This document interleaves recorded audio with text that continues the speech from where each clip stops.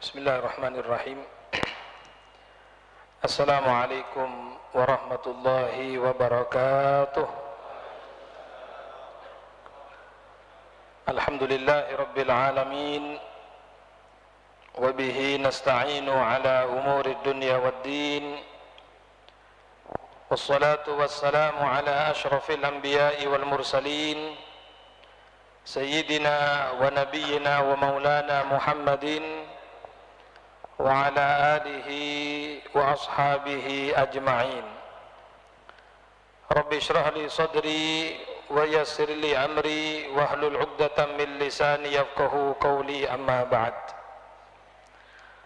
Fa ya ayyuhal hadirun wal hadirat rahimakumullah, hadirin hadirat, para pendengar dan pemirsa Madinah TV yang dirahmati Allah.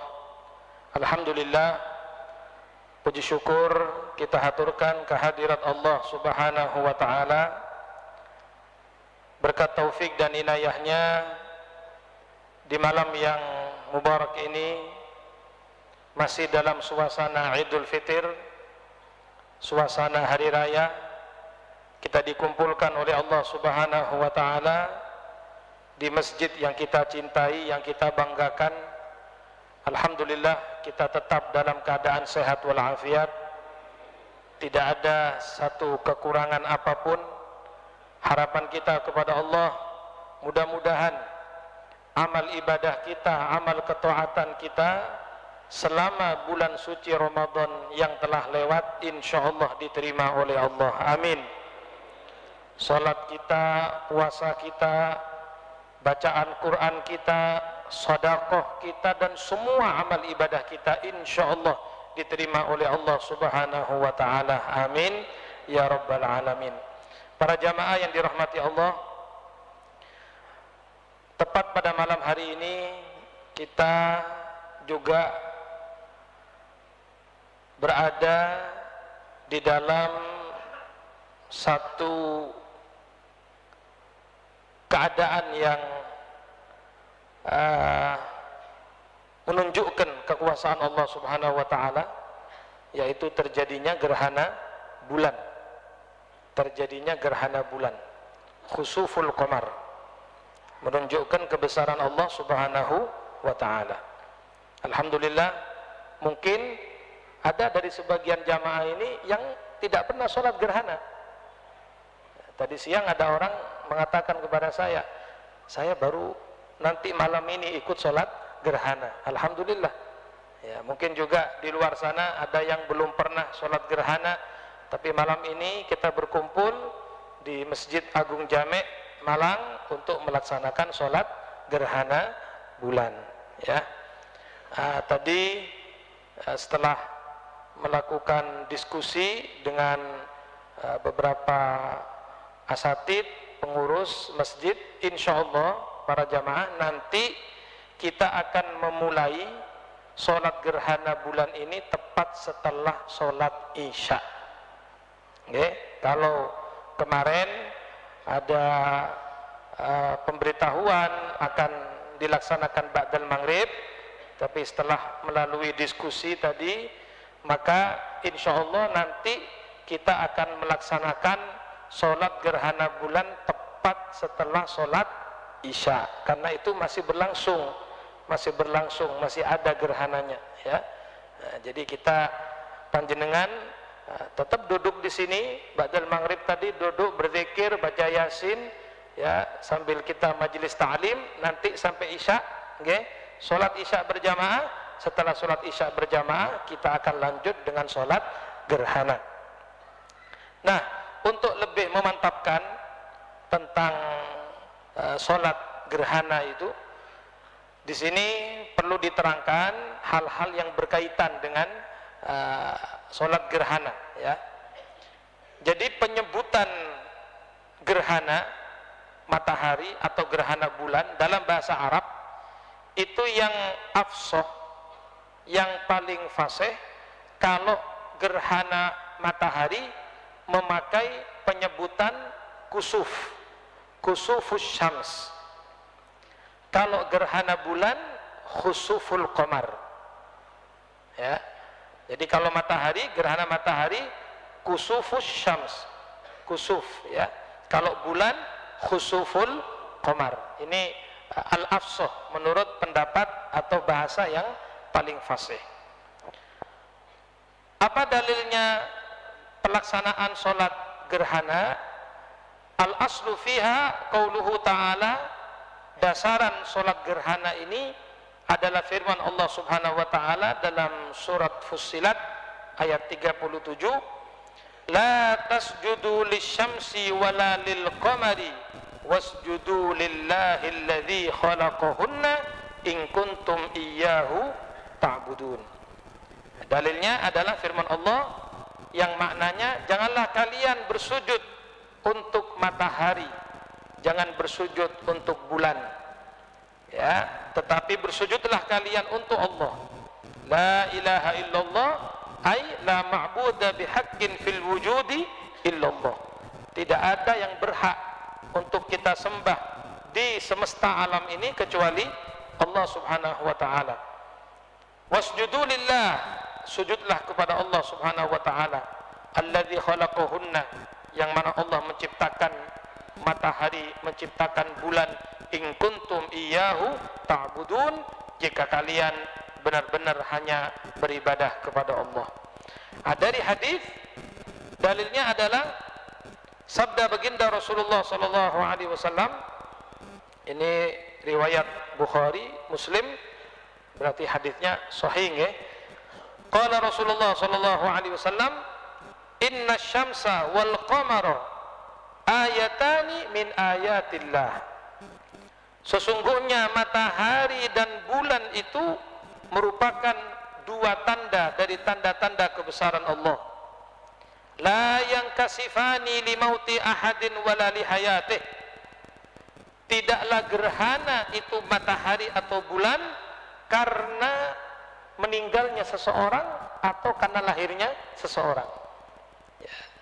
Ini kenapa Rasulullah menyebutkan demikian? Sebab dalam sejarah disebutkan kebetulan, ya, ini kebetulan waktu terjadi gerhana matahari di zaman Nabi itu putra beliau meninggal dunia. Jadi ada salah satu putra Nabi namanya Ibrahim. Siapa namanya? Ibrahim, ya. Jadi putra Nabi itu yang laki 3, Al-Qasim, Abdullah, Ibrahim. Yang perempuan 4, Siti Zainab, Ummu Kulsum, Ruqayyah, Fatimah. Yang laki 3, Al-Qasim, Abdullah, Ibrahim. Nah ini kebetulan waktu meninggalnya putra Nabi yang bernama Ibrahim, gerhana matahari.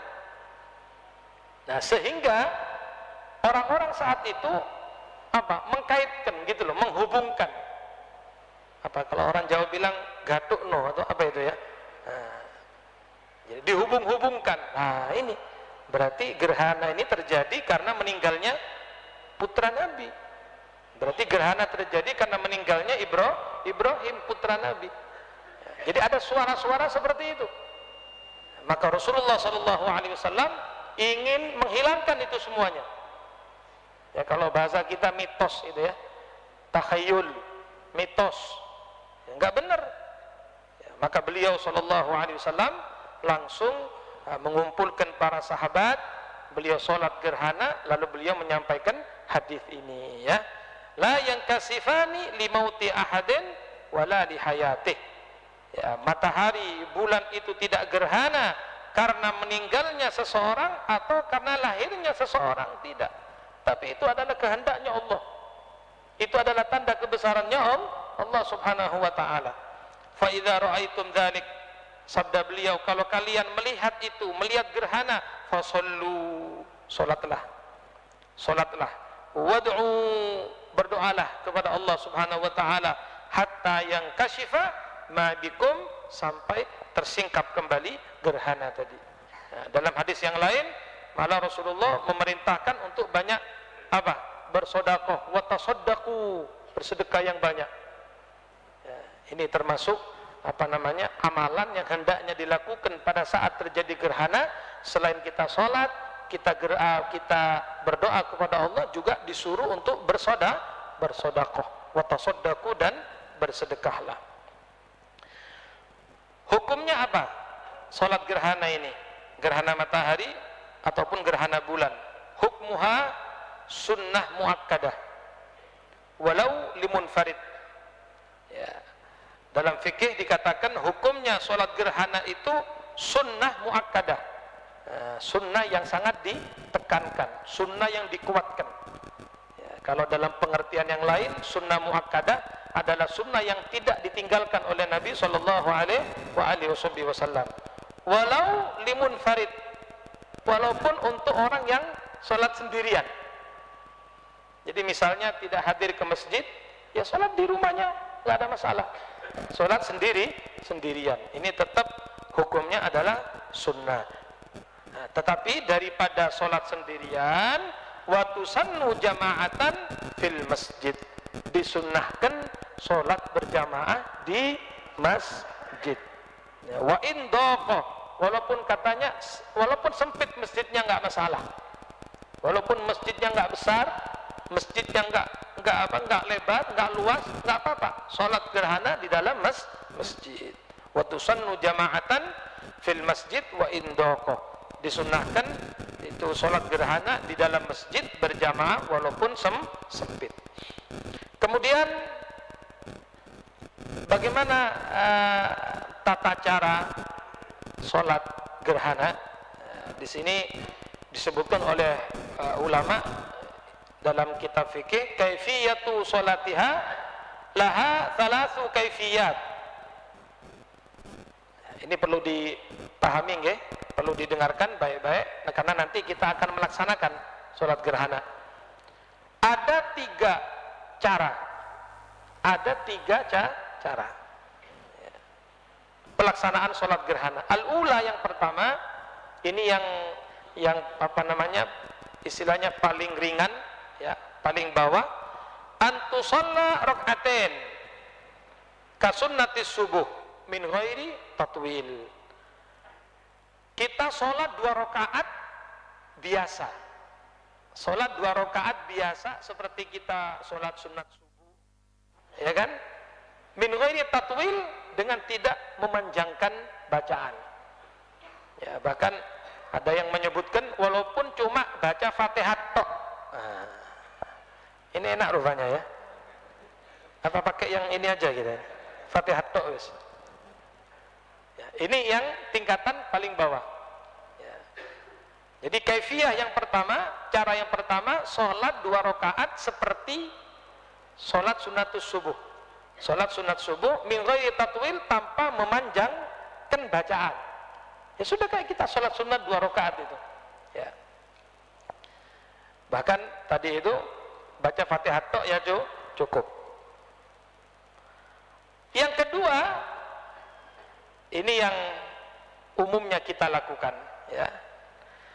Antusalla rak'atain min ghairi tatwilin bi ziyadati ruku'in wa qiyamin fi kulli raka'ah. Tata cara yang kedua, para jamaah, mohon diperhatikan, dan ini yang akan kita lakukan nanti, yaitu sholat 2 rakaat, ya, tanpa terlalu panjang, artinya baca surat yang sedang, ya, atau pendek, tapi dengan tambahan setiap rakaat itu ada 2 qiyam, ada 2 ruku. Ya, kalau tadi yang pertama kan kayak sholat biasa, kayak sholat sunat subuh itu. Nah, yang kedua ini 1 rakaat itu ada 2 kali qiyam, ada 2 kali ruku. Nah, jadi kurang lebih seperti ini. Kita niat, ya, usolli sunnatal khusuf, ya, atau usolli sunnatal khusufil qamar rakaatain imaman atau makmuman lillahi ta'ala. Allahu Akbar. Ya, baca doa iftitah. Ya, baca suratul Fatihah, baca surat. Ini tata cara yang kedua, ya. Suratnya jangan yang panjang-panjang. Ya. Kemudian ruku. Ya, ruku. Nah, setelah ruku, sami Allahu liman hamidah, kita baca Fatihah lagi, baca surat lagi, kemudian ruku lagi yang kedua, baru i'tidal, sami Allahu liman hamidah rabbana walakal hamdu, baru kemudian sujud. Paham nggih? Jadi satu rakaatnya itu ada 2 kali qiyam, ada 2 kali ruku. Saya ulangi. Allahu Akbar, iftitah, Fatihah, surat, ruku, Allahu Akbar. Sami Allahu liman hamidah, baca Fatihah lagi, baca surat lagi, ruku yang kedua. Nah, baru i'tidal, sami Allahu liman hamidah, rabbana walakal hamdu, dan seterusnya. Kemudian kita sujud. Nah, kalau sujud memang 2 kali kan? Ya, sujud, duduk, sujud, naik ke rakaat kedua juga seperti itu. Tapi suratnya yang dibaca tidak panjang-panjang. Tidak panjang-panjang. Ya, ini tata cara yang kedua. Ats-tsalitsah, yang ketiga, wahiyal akmal. Dan ini tata cara yang ketiga, katanya tata cara yang paling sempurna, dan inilah yang dilakukan oleh Nabi kita Muhammad sallallahu alaihi wasallam. Bagaimana hadirin? Antusalla rak'atain kal kaifiyati tsaniyah walakin ma'at tatwil fil qiyamat bil qiraah wat tatwil fil ruku'at was sajadat bit tasbih. Jadi tata cara yang ketiga ini yang paling sempurna. Salat 2 rakaat seperti yang kedua tadi, tapi bacaannya panjang-panjang. Mau tahu panjangnya? Mau tahu apa enggak? Baik. Rakaat pertama ya qiyam ya. Rakaat pertama kan ada qiyam pertama, ada qiyam kedua ya. Itu qiyam pertama setelah Al-Fatihah membaca suratul Baqarah. Hah? Ya. Kalau barangkali kita mau nyoba ya, monggo. Surat Al-Baqarah. Itu Al-Baqarah berapa juz itu? 2,5 juz ya. 2,5 juz. Jadi qiyam yang pertama dari rakaat yang pertama itu surat Al-Baqarah. Au qadruha, atau kata ulama yang seperti surat Al-Baqarah. Ya, apa yang seperti surat Al-Baqarah ini? Tidak ada, paling panjang surat Al-Baqarah. Nah, kemudian ruku, berdiri lagi kan? Ya. Setelah Al-Fatihah membaca surat Ali Imran. Surat apa? Ali Imran. Lumayan ya. Ya. Kemudian selesai itu rakaat kedua, qiyam yang pertama membaca surat An-Nisa. Qiyam yang kedua membaca surat Al-Maidah. Ya, sedengan nggih? Sedengan ya. Sedeng napa? Masya Allah. Allahumma sholli ala Muhammad. Ya, mohon maaf ya. Mungkin oke lah, kita tadi kan tertawa. Artinya tertawa kita kan gak kira ya. Gak mungkin. Tapi faktanya inilah yang dilakukan oleh Nabi kita Muhammad SAW. Subhanallah ya. Kita tadi kan merasa sopoi, gak mungkin Al-Baqarah. Anda ketawa-ketawa ya. Loh, inilah yang dilakukan oleh Rasulullah, hadirin. Loh, Nabi itu kadang tahajud qiyamul lail Al-Baqarah dibaca oleh Rasulullah. Kalau al-khusuf itu kan apa? Waktu-waktu tertentu ya. Tapi Nabi tahajud tiap malam. Nabi qiyamul lailnya tiap malam. Itu yang dibaca surat Al-Baqarah. Kok Anda heran? Itulah Nabi kita Muhammad sallallahu alaihi wasallam. Allahumma shalli ala Muhammad.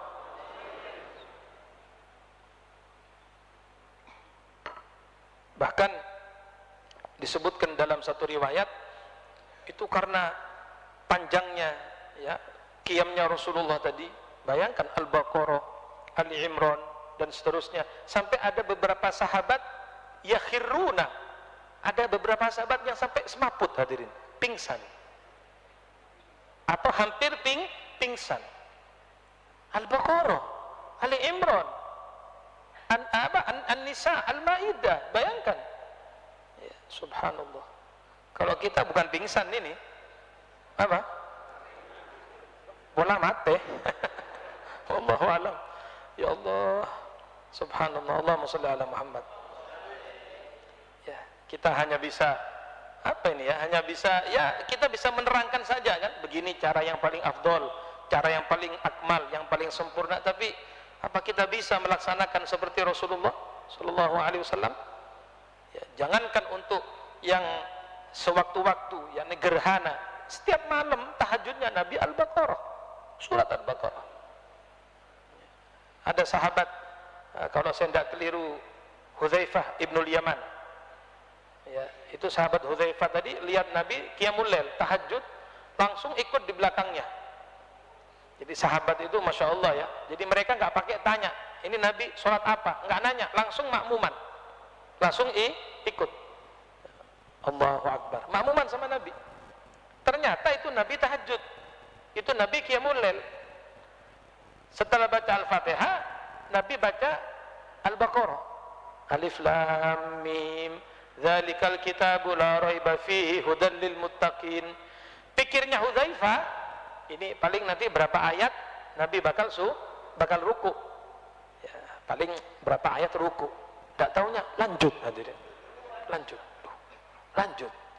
Oh, paling 50 ayat ruku ini. Lanjut lagi. Sampai selesai surat Al-Baqarah.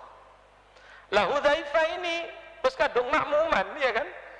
Kadung makmuman gawani mufarokoh. Oleh sampean langsung wis subhanallah ngoten nggih. Kesuwen lak ngoten nggih. Atau amin gitu ya. Belum waktunya amin bilang amin. Kul huwa ila jenenge nggih. Kesuwen iki kul huwa wis. Memang kita tidak biasa dengan surat-surat yang panjang. Tapi Hudzaifah tadi mempertahankan dirinya. Anda bayangkan berapa jam kira-kira itu? Berdiri berapa jam itu mengikuti Rasulullah. Ruku, alhamdulillah ya, ruku ya. Lego, Allahu Akbar. Ruku. Pikirnya Hudzaifah, ini ruku ini kan baca subhana rabbiyal azimi. Kalau kita baca berapa kali? 3 kali kalau sempat, ya kan? Kadang 1 kali kita baca. Apa katanya Hudzaifah? Kana ruku'uhu aqrabu min qiyamihi. Katanya Hudzaifah, rukuknya Nabi meh podo dengan qiyamnya, hadirin. Allah. Mendeng maturah potong tengah. Bayangkan ruku. Katanya Hudzaifah, itu rukuknya Nabi hampir sama dengan berdirinya. Lamanya rukuknya Rasulullah. Allahumma shalli ala Muhammad. Jadi kita melek ya, kita jadi tahu bagaimana ibadahnya Kanjeng Nabi sallallahu alaihi wasallam. Maka Nabi itu paling suka salat. Wa ju'ilat qurratu aini fis shalah. Kata Nabi, Allah menjadikan kesenanganku apa? Salat. Senangannya Nabi salat, kecintaannya Nabi salat. Ada apa-apa salat. Melihat kejadian alam salat. Iya, itu Rasulullah senang salat. Lalu kenapa kita yang mengaku umat Nabi, mengaku pecinta Nabi, dengar azan kupingnya panas, dengar azan kupingnya gatel, muadzin azan keras sedikit kurangi volumenya, kalau perlu toanya itu arahkan ke mana sebaliknya, tidak mau dengar suara azan telinganya itu. Yang tidak mau dengar azan itu setan, hadirin. Paham ya? Makhluk yang tidak suka dengar azan itu apa? Setan. Jadi kalau ada orang tidak senang suara azan berarti sampai kok tidak semangat sih ya? Saya kadung kok menengahi sampai. Ulang. Satu-satunya makhluk Allah yang tidak senang dengan azan itu adalah berarti kalau ada orang tidak senang azan berarti Anda yang jawab loh ya. Kayak azan ini panggilan sholat. Hayya 'alas shalah, hayya 'alas shalah. Kan orang disuruh sholat, panggilan. Loh kenapa tidak senang dengan azan? Suaranya terlalu apa? Keras. Enggak, bukan terlalu keras, telinga Anda yang bermasalah. Orang-orang lain enggak masalah dengar azan, malah kepingin mendengar azan, karena azan adalah waktunya kita untuk menghadap kepada Allah. Wa ju'ilat qurratu aini fis shalah, kata Nabi, Allah menjadikan kesenanganku di dalam salat. Maka beliau kalau memanggil sahabat Bilal, menyuruh untuk azan, Nabi tidak mengatakan adzin ya Bilal, Bilal azan ya, enggak, tapi Nabi mengatakan apa? Arihna biha ya Bilal, arihna biha ya Bilal, senangkan aku dengan suara azanmu wahai Bilal, senangkan aku dengan suara azanmu, senangkan aku dengan sholat wahai Bilal. Itu Rasulullah. Kok kita umatnya tidak senang sholat itu gimana? Hah? Nabi paling senang sholat.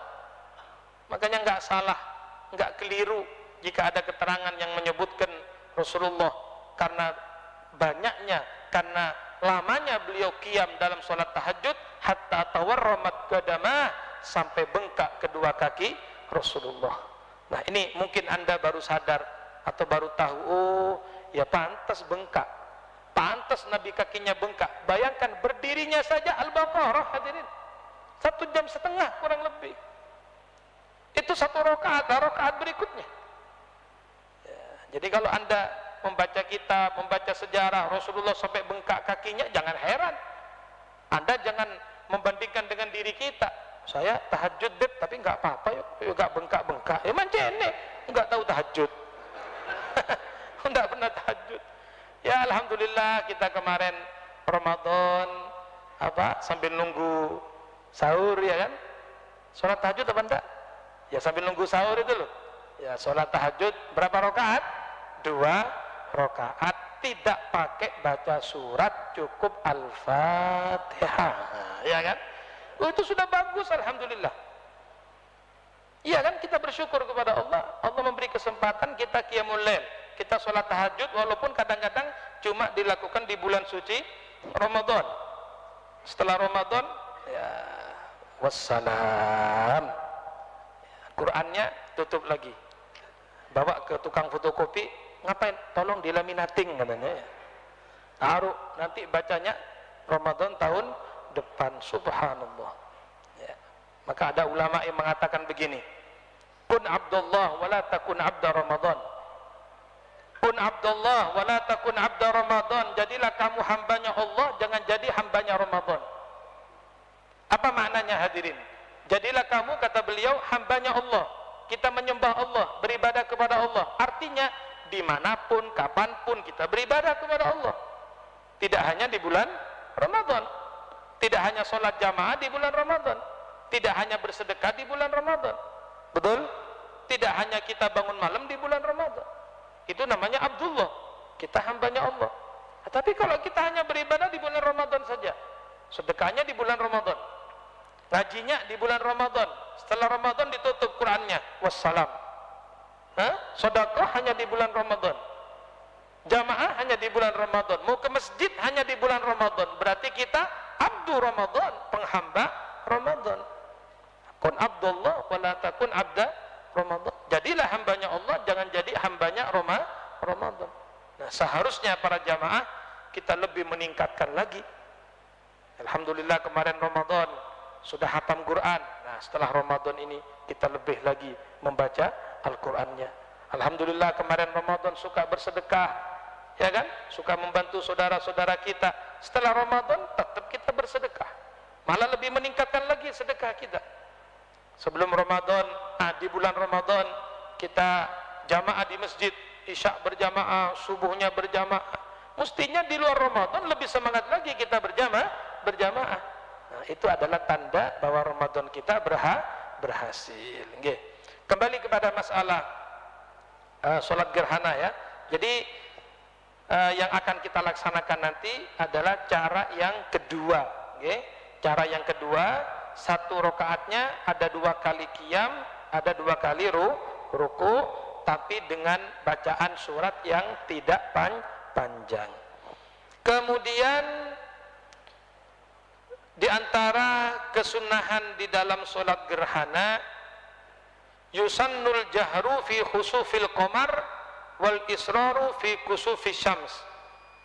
Disunnahkan nanti sholat gerhana bulan itu jahar.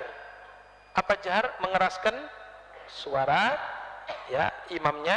Nah, kalau gerhana matahari memelankan suara ya, karena gerhana bulan itu malam maka jahar, gerhana matahari siang maka dibacanya sir. Kemudian juga disunnahkan an yahtubal imam khutbatain ba'da sholat. Jadi khutbah itu hukumnya sunnah. Jadi setelah sholat nanti ya jangan pulang dulu untuk menyempurnakan sholat gerhana kita mendengarkan khutbah ya, 2 khutbah itu hukumnya sunnah. Mudah-mudahan Allah memberikan barokah kepada kita. Insyaallah kehadiran kita di masjid ini akan mendulang rahmat Allah, mendulang keberkahan dari Allah. Mudah-mudahan berkatnya perkumpulan kita ini Allah memberikan sehat wal afiat, Allah menghilangkan segala macam wabah penyakit termasuk COVID-19. Insyaallah dihilangkan oleh Allah Subhanahu wa taala, yang sakit disembuhkan oleh Allah, yang punya hajat-hajatnya dikabulkan oleh Allah, yang punya hutang segera bisa membayar hutangnya, yang belum punya jodoh insyaallah dicepatkan jodohnya yang baik, yang soleh atau solehah. Mudah-mudahan Allah Subhanahu wa taala juga memberikan semua hajat-hajat kita, hajatid dunya bil maisarah wa hajatil akhirah bil maghfirah. Wa sallallahu ala sayyidina Muhammadin wa ala alihi wa sahbihi wa sallam walhamdulillahi rabbil alamin bisirri asraril Fatihah.